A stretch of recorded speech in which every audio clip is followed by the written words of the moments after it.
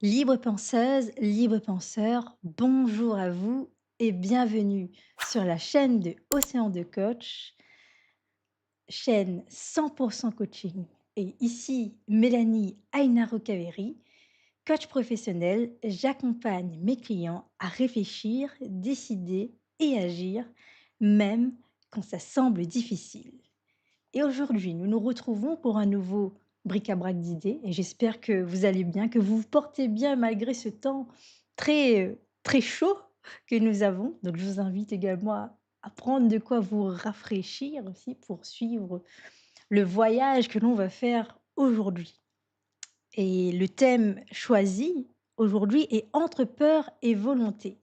Et ce qui m'a conduit à choisir ce sujet, c'est à la suite donc d'une visite, toujours dans le thème du rafraîchissement, d'une visite, au musée, des beaux-arts de Lyon où, où donc j'ai pu admirer quelques œuvres donc qui m'ont inspirée ici, donc ces thématiques-là et donc je vais pouvoir peut-être vous faire un on va faire un petit parcours ensemble avec les quelques, photos que j'ai recueillies à ce moment-là.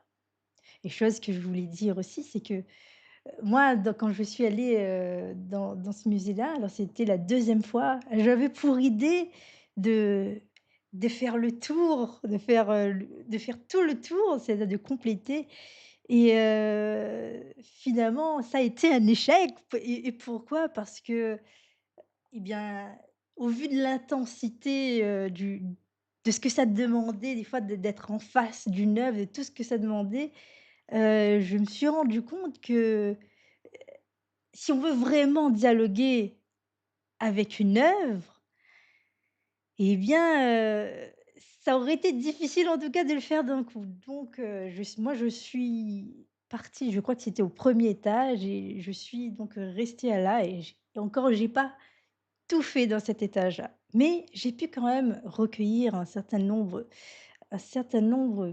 de d'idées intéressantes et qui ont pu émerger grâce à la contemplation de certaines œuvres et d'ailleurs, je vous parlais dans le dernier bric-à-brac d'idées, de cette lecture de Muriel Zac, de la mythologie grecque, ce qui montre aussi voilà, il y a eu un biais de disponibilité aussi qui fait que, je me suis intéressée à certaines œuvres plus que d'autres et que ça, du fait des éléments disponibles tout de suite dans la mémoire, ça a fait surgir un certain nombre de questions, un certain nombre de de de questions, mais également un certain nombre de puzzles, aussi une mise en perspective des données, un véritable dialogue qui se fait et je trouve que la mythologie grecque, enfin en tout cas, voilà, la mythologie grecque, elle est particulièrement intéressante parce que on sait déjà, voilà, que ça va être une tragédie. On sait que comment ça va finir, c'est-à-dire, il y a un peu une fatalité, mais là-dedans, il y a aussi, quelque part, la dignité humaine et aussi une peut-être, malgré tout, une certaine forme, de liberté. C'est-à-dire, c'est toute la beauté qu'il va y avoir dans sa façon de mener son aventure, dans cette façon de vivre. On connaît d'avance l'issue, mais on ne sait pas qu'est-ce qui va se passer entre et comment il va exprimer, ses ses pensées, ses actions et c'est d'autant d'inspiration que de catharsis aussi, parce que c'est aussi un endroit où on purge, oui, on purge les passions déjà par, les hommes qui sont soumis finalement au pouvoir, des divinités, mais aussi les dieux aussi qui eux aussi ont finalement des contraintes, mais qui ont également, des très fortes passions et parfois pas les meilleurs, on va dire. Et alors nous allons commencer ce voyage. Alors donnez-moi un instant que je mets tout ça en place. Voilà. Alors j'aimerais donc introduire ce voyage avec, cette sculpture qui est La puissance de la volonté de Bolesław Biegas. Ça s'appelle La puissance de la volonté. Alors, hop, je vais zoomer un peu pour qu'on puisse un peu voir de plus près. Si on voit les yeux, le nez et la bouche qui est là. Et je trouve que cette image est vraiment quelque chose de on voit la contrainte, en tout cas, dans cette en fait, cette femme ou cet homme, enfin cette je j'ai un doute. Donc la personne ici présente, elle est comme ensevelie sous un drap. Et vous voyez, elle a quand même une posture verticale où elle étend le bras vers le haut et même c'est un point, ce qui montre aussi, une force, combattante quelque part. C'est-à-dire c'est une force qui veut s'ériger, qui veut finalement aller plus loin que ce qui la restreint ici. Et là-dedans, il y a le mot la puissance de la volonté, on peut imaginer vraiment une toute puissance et finalement là-dedans, on voit que c'est pas quelque chose de confortable et que il y a oui, cette expression de puissance, mais il y a aussi le fait qu'elle est contrainte. Même les cheveux ne sont pas libres, c'est-à-dire, on voit qu'il y a un mouvement, mais c'est quand même un mouvement qui est un peu enfermé quelque part. Il y a aussi cette notion d'enfermement à la fois aussi. Donc il y a un peu cette contradiction-là et on voit aussi quand on regarde de près la main, alors, imaginez un peu tous les efforts que ça demande aussi, elle est assez crispée et on voit bien qu'elle n'est pas détendue. C'est pas dans sa toute puissance, même si on parle de la puissance de la volonté, mais c'est une façon aussi de célébrer finalement. Parce que, bien que ici, l'humain qui est ici est, quelque part un peu enfermé dans ce tissu, eh bien, il garde un peu cette liberté de pouvoir, faire des mouvements, de pouvoir, aussi peut-être, bah, aller contre cette, cet ensevelissement, ce recouvrement peut-être, si je puis dire. Alors dans les jambes, on voit qu'il y a quand même un peu plus de liberté aussi par rapport à le haut qui est un peu plus contraint. Donc il y a quelque chose de oui, de contradictoire entre le bas et le haut quelque part. C'est comme s'il y avait même 3 dynamiques différentes ici. On pourrait penser qu'il y a quelque chose de plus, serein ici, au niveau des pieds. Quand on regarde pas le haut et puis quand on arrive ici, on voit bien que là, c'est très contracté et le haut pourrait donner voilà, on voit une force vive qui s'exprime, qui n'est pas tout à fait un point aussi peut-être. Alors et donc quand on regarde cette sculpture, on peut se questionner que va être la suite de tout ça? Est-ce que cette personne, elle va pouvoir, s'échapper, s'extirper de cet emprisonnement-là? Parce que là, elle est figée, mais qu'est-ce qui serait comment nous, spectateurs, comment nous imaginons que cette personne va s'en sortir? Est-ce qu'il va y avoir aussi une force, qui va s'ajouter, le vent qui va, peut-être, donner, donner de la force peut-être à la volonté de cette personne pour pouvoir, enlever le voile qui est sur elle, le voile ou je ne sais quelle autre matière? Ou est-ce que c'est une personne qui va suffoquer? C'est une sculpture avec laquelle on peut dialoguer comme ça et elle est aussi intéressante d'introduire dans le thème sur les thèmes des tragédies grecques, puisque on sait que ça finit mal, mais il y a également la beauté du combat aussi. Alors, continuons notre voyage. Voilà, continuons, notre voyage et là, nous avons une scène. Alors c'est une scène qui a attiré mon attention et elle a attiré mon attention parce qu'on voit bien ici les crocs, je sais pas si ça s'appelle comme ça pour les serpents, mais on voit bien les crocs du serpent qui sont ici bien, qui prend au corps le personnage qui est ici. Puis on voit également, il y a pas qu'un homme ici qui est attaqué, il y a aussi 2 enfants, 2. Alors ici, je ne sais pas si c'est un enfant, mais en tout cas, on voit 3 personnes en tout cas qui sont attaquées, certains peut-être étranglés ou étouffés, contris par, un serpent. Donc c'est une œuvre qui illustre un épisode fameux de la guerre de Troie, tiré de l'Énéide du poète latin Virgile. Laocoon, prêtre troyen d'Apollon, méfiant, s'oppose à l'essai entre le cheval offert par les Grecs dans l'enceinte de la cité de Troie, 2 serpents envoyés par Athéna et Poséidon, favorables aux Grecs, sortent alors de l'eau et attaquent Laocoon et ses 2 fils. Ce petit groupe en marbre est une copie d'un antique daté des années 40-30 avant Jésus-Christ, découvert en 1506 à Rome et conservé aujourd'hui au musée du Vatican. Cette œuvre a bénéficié d'une grande et immédiate célébrité auprès des artistes. Donc retournons à cette œuvre. Voilà. Donc voilà, on se rappelle du cheval de Troie. Et lui, il s'est méfié, il s'est dit, il y a quelque chose, il y a un piège dans ce cheval de Troie-là, quelque part.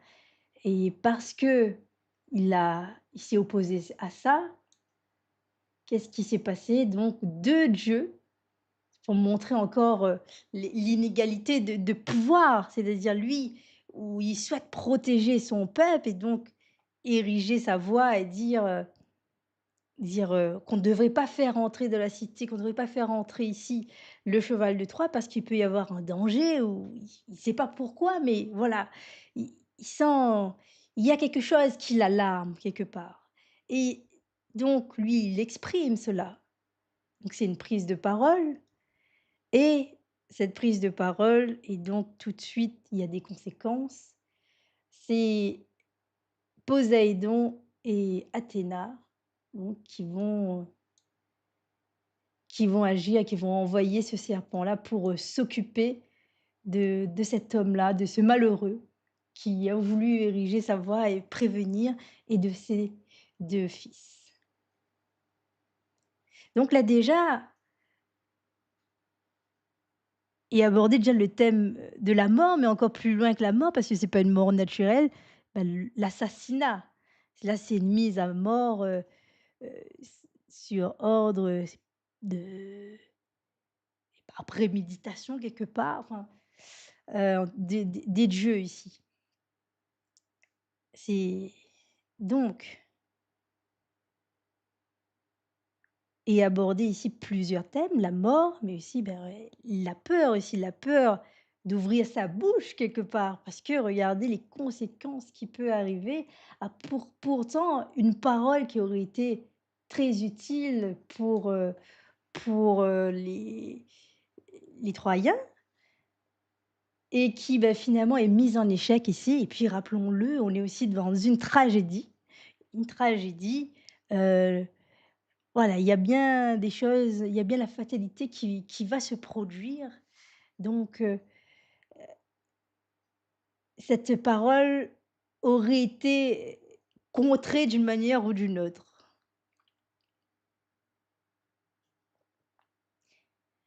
et dans la mythologie, il y a les héros aussi qui sont mis en avant, mais il y a aussi, beaucoup d'injustices comme c'est ici le cas et on peut aussi voir, une autre injustice. Alors allons une autre injustice, enfin il y en a plusieurs, mais je vais vous proposer, voilà, de voir celle-ci et ça, de quoi il s'agit ici sur cette sculpture? Eh bien là, on voit Persée qui est en train de terrasser Médusa. et quand et lorsqu'on voit ça, alors déjà l'œuvre, elle est vraiment intéressante parce que c'est vraiment intéressant de voir tout sous tous les angles. Il y a vraiment, beaucoup de détails, les proportions sont vraiment incroyables et là on voit, il y a les bottes de Hermès, enfin les bottes, les chaussures ailées en tout cas, les sandales ailées de Hermès ici et on voit qu'il est en train de terrasser Médusa et on peut donc dialoguer aussi avec cette œuvre et s'interroger. Déjà là, on voit la souffrance de Médusa, Médusa qui est souvent, heu, montrée comme un monstre, mais qui est Médusa, la Gorgone, qui c'est en la regardant qu'on se change en pierre et donc ça fait un certain nombre de victimes, mais à l'initiale, qui était, Médusa? C'était une mortelle qui malheureusement a été violée par Poséidon. Poséidon, et ce viol, encore plus malheureusement pour la victime, donc Médusa, a eu lieu dans le temple d'Athéna et de ce fait, lorsque Athéna, elle était très en colère et donc pour pouvoir, évacuer cette colère, donc toute cette colère est retombée sur Médusa et non pas sur, Poséidon puisqu'ils sont tous les 2 heu, dieux du même rang et que Athéna ne pouvant pas Athéna ne pouvant pas,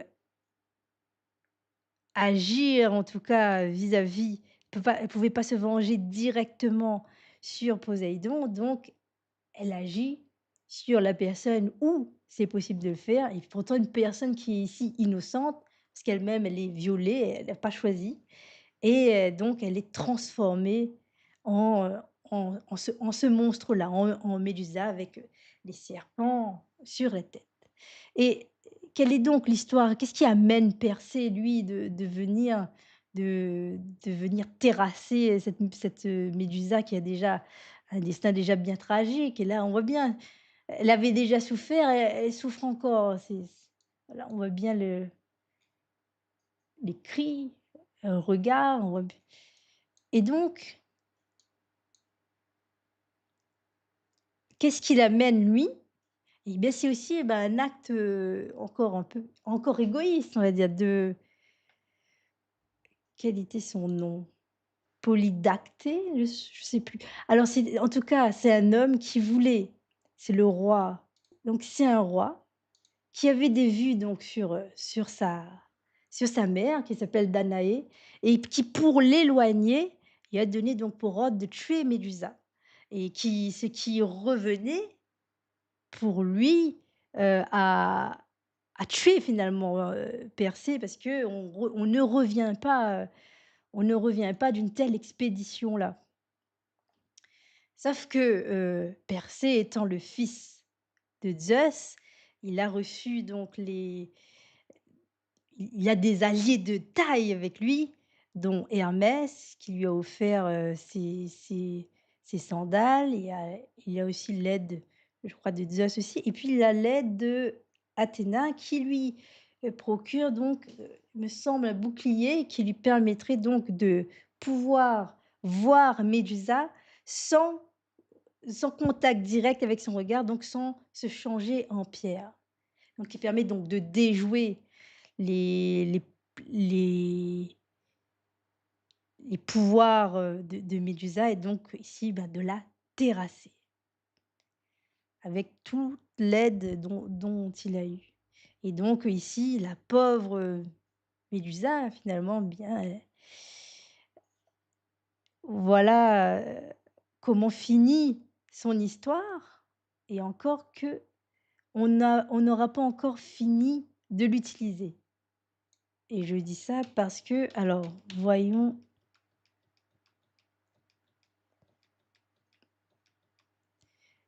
Et je dis ça parce qu'ici, nous pouvons voir donc ici, c'est une statue d'Athéna, sculpture d'Athéna et ici, c'est le visage de Médusa ici. Donc c'est l'égide, permet ici de ici on protège le haut du corps finalement, les épaules plutôt et donc on voit ici la coiffe qu'il y avait aussi, les serpents et ici c'est la tête de Médusa qui est ici. Donc la déesse de la sagesse, de la connaissance aussi. D'ailleurs, on voit pas la chouette, mais alors on peut questionner, est-ce que ici c'était une sage décision d'avoir fait cela? Mais dans la mythologie grecque, on est aussi, bah, dans la démesure, ce qui permet aussi un certain nombre d'aventures. Et autre tragédie que vous connaissiez, c'est celle d'Orphée, justement. Parce qu'avant, d'avoir vu cette statue, alors j'ai pas pris la photo, mais avant d'avoir vu cette statue d'Orphée, il y avait, on voyait aussi la la statue de sa jeune épouse, alors je crois qu'elle s'appelle Eurydice, je regarde. Oui, c'est ça. De sa jeune épouse, c'est-à-dire c'était le jour, de leurs noces, où elle se fait piquer donc par un serpent et donc mort s'ensuivent et ici avec, son époux qui est très malheureux, bah, enfin, qui ne supporte pas la perte de cet être cher, va montrer des actes de volonté. Va montrer et ce sont des actes de volonté qui vont rencontrer un certain succès et ici, c'est vraiment, c'est c'est bouleversant parce que, finalement, il arrive avec ses talents à déplacer des montagnes pour finalement, à la fin, sur quelque chose, eh bien, ne pas avoir, pas avoir gain de cause ici. Ce qui est plutôt rageant, mais ce qui montre aussi là-dedans la beauté, tout le parcours qu'il y a eu, toute cette, force, toutes, ces actes, qu'il a entrepris, qui relèvent de l'exceptionnel. Parce qu'il y a pas d'autre personne, en tout cas dans la mythologie grecque, qui a connu un tel parcours-là. Donc c'est quelque chose qui est de l'exceptionnel, même si à la fin, ça n'aboutit pas et puis bon, on sait qu'on est dans une tragédie grecque. C'est une belle façon aussi de célébrer aussi ce que la personne fait. Donc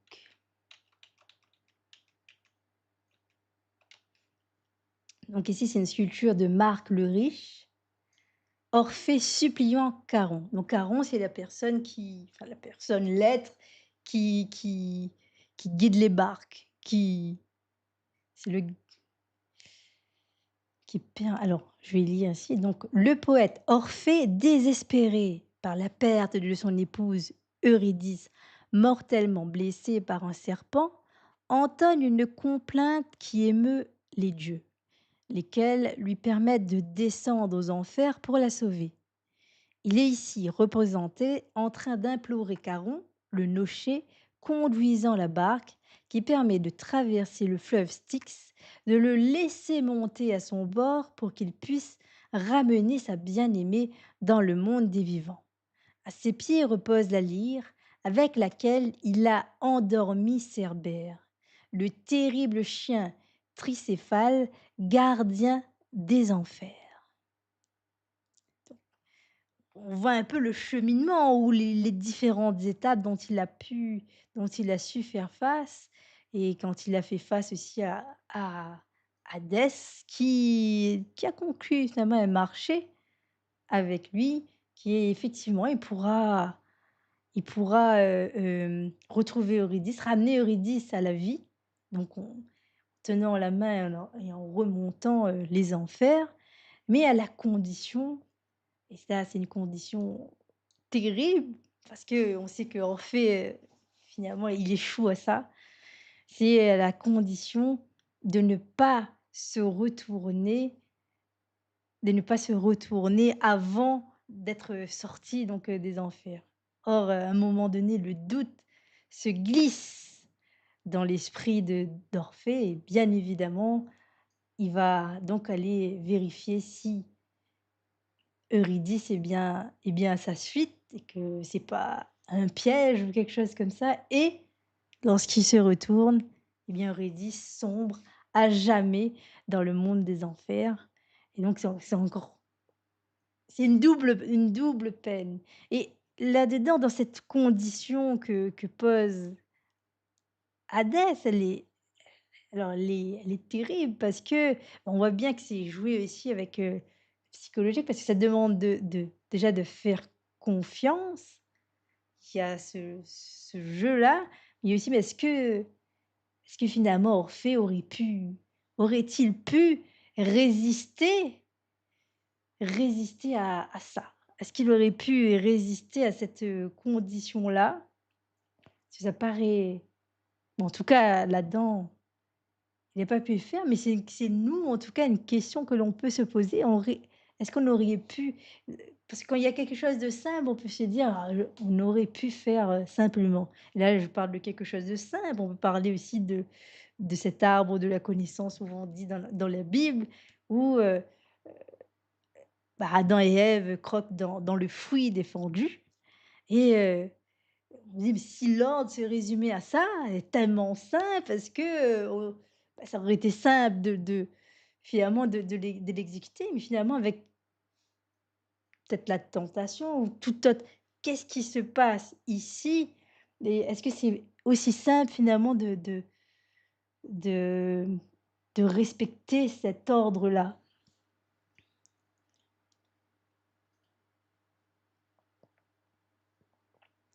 Donc il a lui-même déjoué les efforts de sa volonté, malheureusement, dans cette nouvelle tragédie.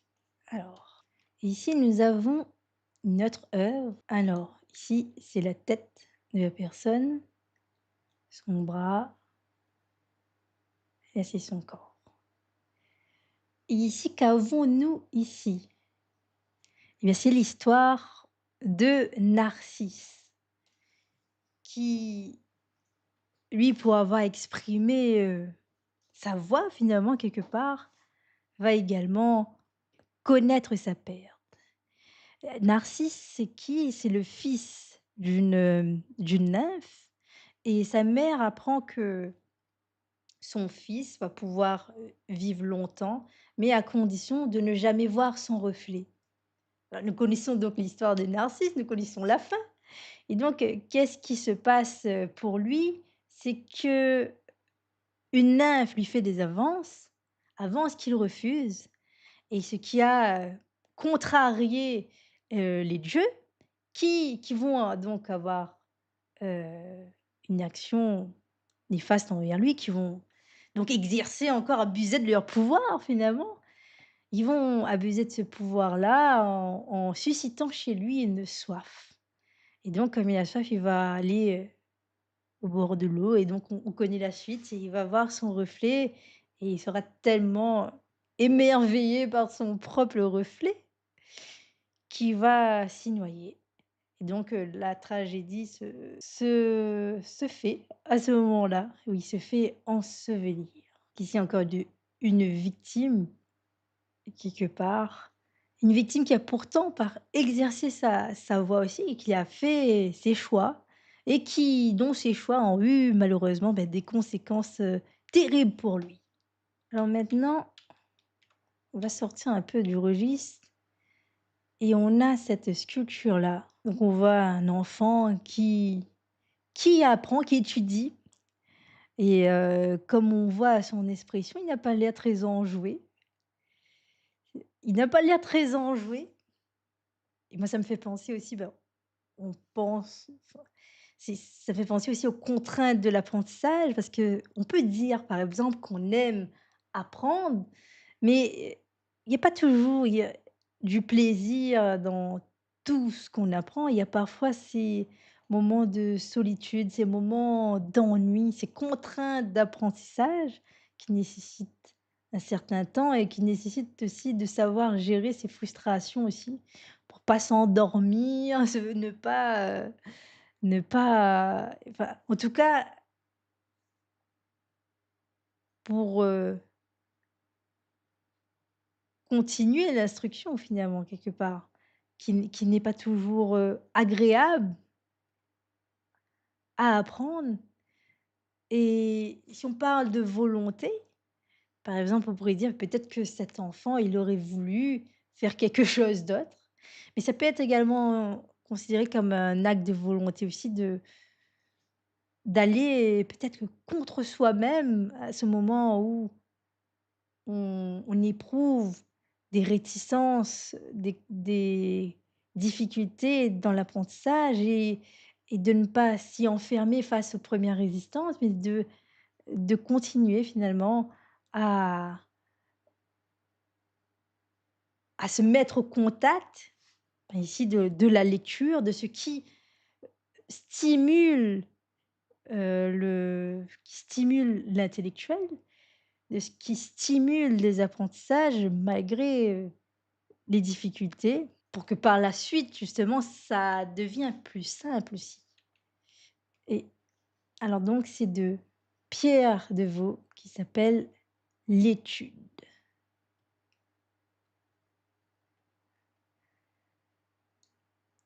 Et ici, on peut parler également de peur. Peur parce que, bien cet état-là, il peut faire peur parce que d'autant plus dans notre société, dans la société dans laquelle nous sommes, nous avons accès à tellement de divertissements. Alors pourquoi se mettre dans un état pareil si on peut tout de suite recevoir, faire réaliser des choses tout de suite et maintenant qui nous permettent d'avoir des shots de dopamine qui vont nous rendre heureux, peut-être à court terme, qui vont produire en tout cas des émotions, heu, qui à court terme, elles sont plus intéressantes que celles dans lesquelles il est. Et là, on a même l'impression qu'il est en train de dormir, ce jeune homme, qu'il est en train de dormir. Attends, il n'est pas voilà, il est pas très tellement, il est pas té on voit bien qu'il a pas envie d'être là. Et pourtant, eh bien voilà, c'est des je trouve que ça personnifie bien ces moments, ça personnifie l'ennui, l'ennui que peut procurer, l'apprentissage, les difficultés dans lesquelles elle peut nous mettre et peut nous amener à éviter le cette activité-là pour s'échapper dans d'autres qui n finalement à long terme peut-être ne seront pas aussi intéressants, ne seront pas aussi stimulants pour, développer sa pensée et développer il y a à lire, il y a à écrire aussi et donc développer une certaine forme de liberté de conscience aussi.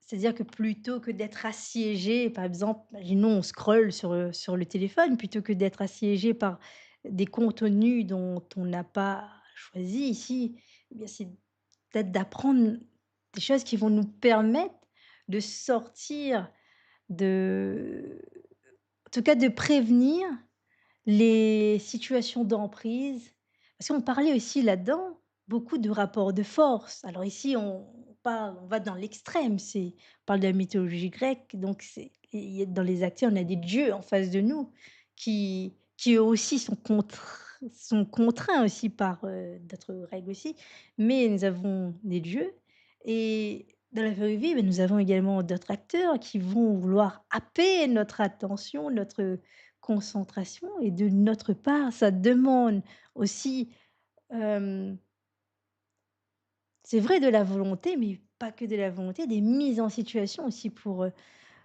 amener c'est-à-dire, la volonté toute seule n'est pas suffisante. Il faut également d'autres choses, d'autres d'autres inventions, j'ai envie de dire, pour stimuler, pour stimuler chez l'autre cette envie, chez nous aussi, cette envie de voir, d'apprendre et qui peut être sous différentes formes aussi. Ça peut être la lecture, ça peut être une visite au musée aussi, d'aller parler, dialoguer avec des œuvres, permettent aussi de faire un catharsis aussi en soi des différentes, émotions aussi que l'on peut avoir, les émotions aussi contradictoires, permettent de personnifier un certain nombre de choses et c'est quelque chose aussi qui permet de configurer, de créer un ordre aussi dans le désordre qu'il peut y avoir, dans les peurs que peut susciter, par exemple, le fait de prendre, parole publiquement. Le risque, de il y a le risque d'être contredit, oui, mais le risque des conséquences, enfin toutes les conséquences qu'il peut y avoir liées à cette, contradiction-là, qu'est-ce qui va s'ensuivre? Il y a tous ces questionnements-là aussi dont on peut voir au travers, de ces différentes, sculptures, où on peut se mettre aussi à la place, de ces personnes,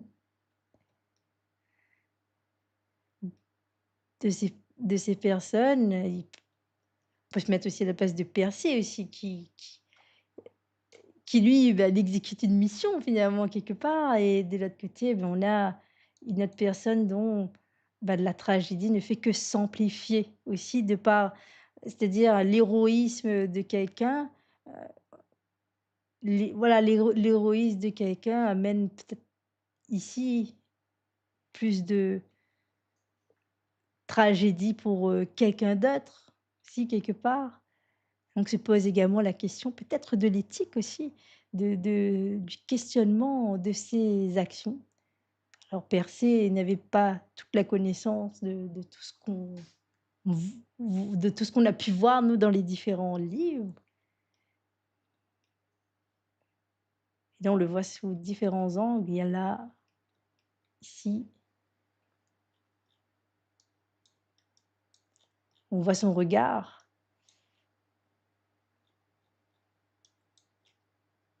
un regard qui peut inspirer la terreur, hein, aussi.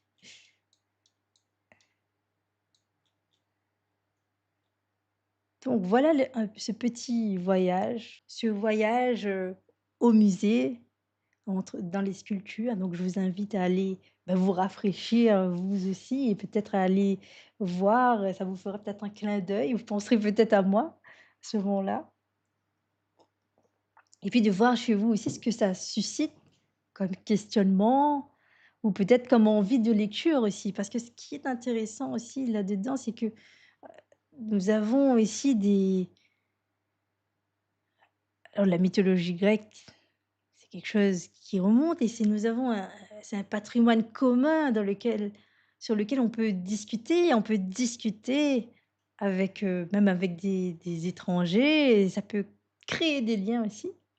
Je me souviens alors c'était pas dans la mythologie, mais par exemple, moi je me souviens, j'ai un certain attachement avec, l'histoire constitutionnelle et donc j'aimais bien tout ce qui était en lien avec, le général de Gaulle et j'avais rencontré en réseautage une personne qui justement était en train de lire un livre, du général de Gaulle et donc c'était vraiment toute une joie, toute une passion de pouvoir, discuter et puis de construire un lien avec, bah, des personnes différentes qui finalement ont un patrimoine commun, donc un patrimoine sur lequel on peut venir se rejoindre et ouvrir des discussions et d'autres activités encore.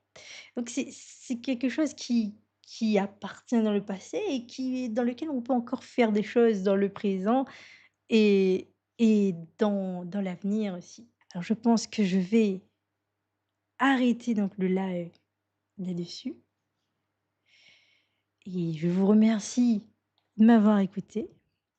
N'hésitez pas à me dire, dans les commentaires ce que vous avez pensé de ce voyage Si vous, il y a une figure, mythologique aussi qui attire particulièrement votre attention et si jamais vous faites, un tour au musée des beaux-arts de Lyon, dites-moi en commentaire ce que vous avez pensé de cette balade. Alors très bonne journée à vous et bon week-end. À bientôt.